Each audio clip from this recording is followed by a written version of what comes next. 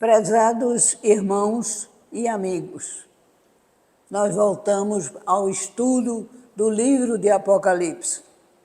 É necessário que vocês peguem a palavra de Deus que vai ser lida por mim e depois vamos então conferir no livro. Eu me chamo Salma Pimentel e sou professora de Bíblia, da Palavra de Deus, há 7 décadas. E eu recebi a missão de escrever esse livro através do Espírito para que vocês entendam o Apocalipse. Ele vai dizer todos os versículos explicando detalhadamente, coisa que na palavra não é assim. Então nós vamos começar hoje o capítulo 14. O capítulo 14 tem por título O Cordeiro e os seus remidos no Monte Sião. São versículos de 1 a 5, só por enquanto. Vou começar na Bíblia. E olhei, e eis que estava o Cordeiro sobre o Monte Sião, e com ele 144.000, que em sua testa tinham escrito o nome dele e do seu pai. E ouvi versículo 2, e ouvi uma voz do céu, como a voz de muitas águas, e como a voz de um grande trovão, e uma voz de harpistas que tocavam uma sua harpa. Versículo 3. E cantavam como cântico novo diante do trono, e diante dos 4 animais e dos anciãos. E ninguém podia aprender aquele cântico, senão os 144.000 que foram comprados da terra. Versículo 4. Estes são os que não estão contaminados com mulheres, porque são virgens. Estes são os que seguem o Cordeiro para onde quer que vá. Estes são os que dentre os homens foram comprados como primícias para Deus e para o Cordeiro. E o último versículo 5. E na sua boca não se achou engano, porque são irrepreensíveis diante do trono de Deus. Agora nós vamos pesquisar o que é que esse trecho tem no livro do Apocalipse. O Apocalipse aqui, um livro. Ele vai explicar muito bem cada versículo. O Cordeiro, capítulo 14. O Cordeiro e seus remidos no Monte Sião. Este é um capítulo maravilhoso, pela sua beleza e emocionante pelo seu conteúdo especial. Os 144.000 selados, em cujas bocas não se achou engano, eram irrepreensíveis e traziam o nome do Cordeiro e o nome do Pai nas testas. O quadro muda do assunto tratado no capítulo 13, a besta, muda-se para o Cordeiro. Daqueles que eram seguidores e adoradores da besta diabólica, passa-se a falar dos que foram salvos e redimidos, porque eram fiéis a Cristo. É uma repetição da visão da grande multidão, em Apocalipse 7, versículo 9 a 17, que já passou pela grande tribulação e agora está diante do trono e do Cordeiro. É a visão da vitória, apesar do martírio infligido pela besta. Ela não prevaleceu. A última vez que João descreveu o Cordeiro, ele estava sentado diante do trono, em Apocalipse 7, versículo 9. E agora ele está na cidade santa, Sião ou Jerusalém. Sião sempre foi lugar de libertação e vitória.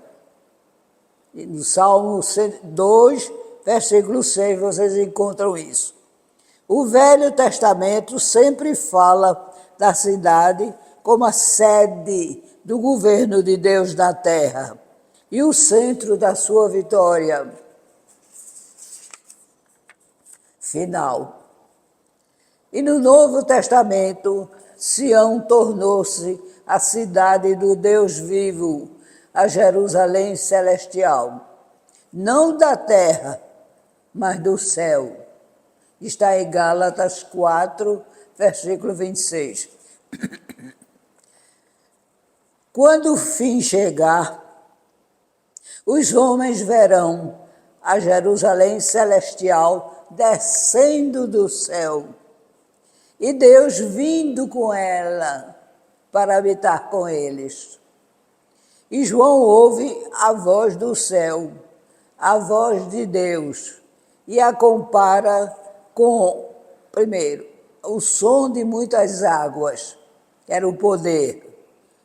B, a voz de um grande trovão, o único som que todo mundo ouve. C, a voz de arpistas, a melodia maravilhosa, a harmonia e o poder da música para acalmar e tranquilizar o coração aflito. E os 144.000 cantavam um cântico que só eles sabiam, porque tinham trabalhado suas personalidades em suas vidas de experiências singulares como seguidores fiéis de Cristo. Haviam sofrido tribulações terríveis, pois eram os mártires, que haviam suportado muitas dores, amarguras, e por isso aprenderam um cântico especial. A lealdade os aproximou cada vez mais do seu líder, que, como recompensa, abre-lhes o seu coração grato para dar-lhes privilégios que os infiéis jamais poderiam gozar. A parte espiritual fortalecida os faz crescer e prepara-os para chegar a patamares altos, dignos e importantes na presença do Mestre, que lhes ensina tesouros preciosos de conhecimentos sábios que só ele conhece e possui. Eles não se macularam com mulheres, porque são castos. A palavra grega traduzida castos tem o mesmo sentido de virgem. Muitos intérpretes pensam que essas palavras identificam os 144.000 como uma classe especial, que, abstendo-se do casamento, como o apóstolo Paulo, tornaram-se celibatários. Na Bíblia, porém, o casamento e as relações sexuais são partes essenciais do relacionamento homem e mulher. Paulo afirma muitas vezes que os ministros cristãos podem desincumbir-se com mais eficiência os seus ministérios, permanecendo solteiros. A palavra casto ou virgem também pode se referir à condição espiritual. Paulo usa essa palavra em 2 Coríntios, capítulo 11, versículo 22, quando fala também para os casados. Existe um informe de um juiz romano, Ruinar, feito de uns mártires, de 27 de 4 de 304, no qual se descreve os cristãos como o povo que influencia as mulheres bobas, a que não se devem casar, adotando a castidade. Isso é exatamente o espírito que originou os monastérios, os conventos e as freiras, e estabeleceu que tudo relacionado com o sexo e o corpo era pecado. Esse texto, porém, se nos apresenta como algo que não se deve tomar ao pé da letra, pois não tem as características de uma metáfora. E o que diremos com respeito a esse texto? Tomando-o honestamente, pouco nos resta para recomendar o matrimônio, e sim o celibato e a virgindade. Há duas explicações possíveis. Primeira, o autor, crendo na superioridade da pureza física, quis exaltá-la. É provável que, no ano 90, quando o livro foi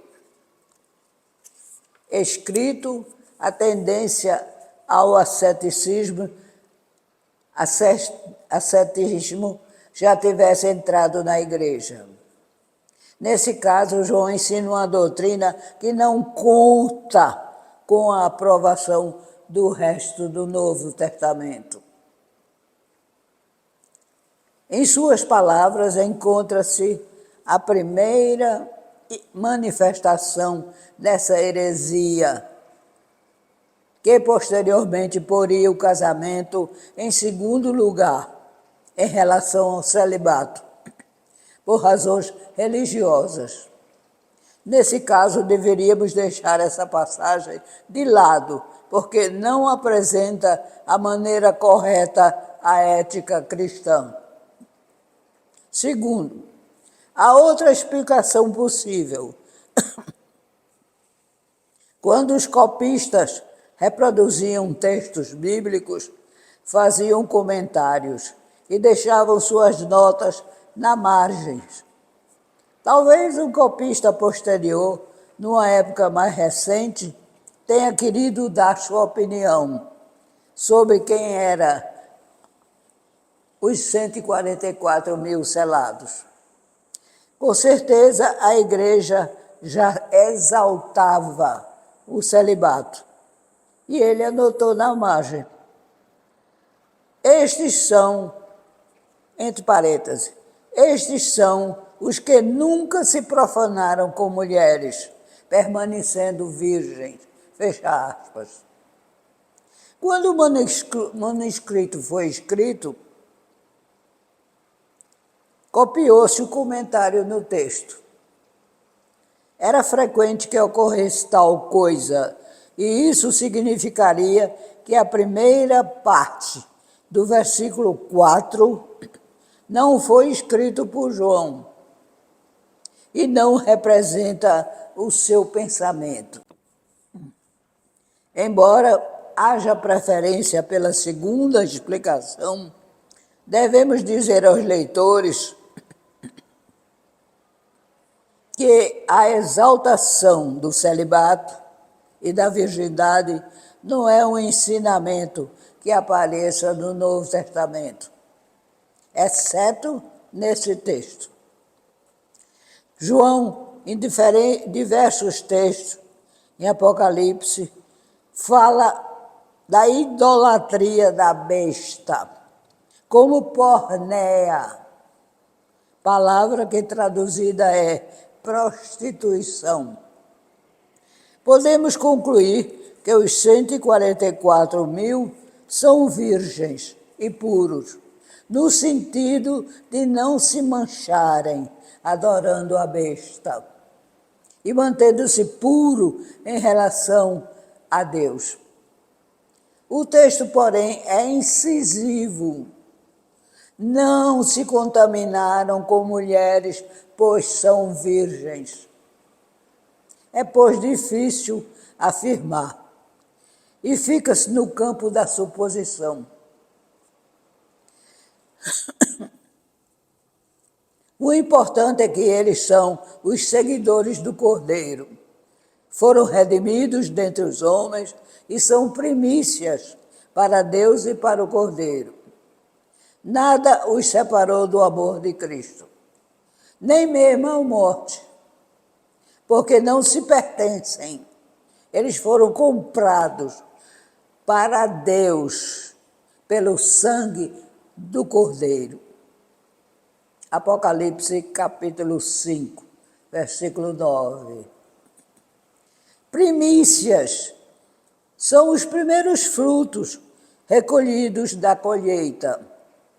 E a palavra grega é usada com esse sentido, falando da ressurreição de Cristo.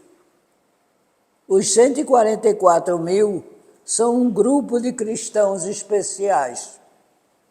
Não é definitiva, porém, essa interpretação, pois o nosso texto não contém nenhuma afirmação de que eles são um primeiro grupo salvo antes dos demais.